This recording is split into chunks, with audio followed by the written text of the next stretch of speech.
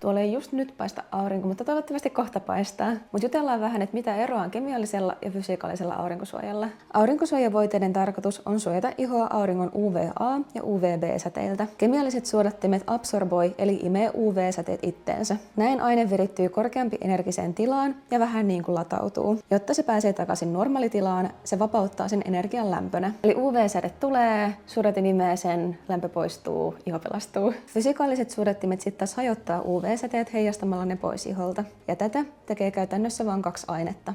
Sinkkioksidi ja titaniooksidi, jotka toimii myös absorboivasti. Näitä kemiallisia ja fysikaalisia suodattimia käytetään usein yhdessä, jotta se aurinkosuojavoide antaisi parhaan mahdollisen suojan. Kosmetiikka- ja hygieniateollisuuden vuonna 2025 tekemässä tutkimuksessa selvisi, että lähes 40% suomalaisista ei käytä aurinkosuojaa ollenkaan. Ja ne, jotka käyttää, laittaa sen yleensä vain rannalla tai etelän matkalla. Mutta UV-säteily ei lomaile, joten muista käyttää aurinkosuojaa riittävä määrä ja tarpeeksi usein.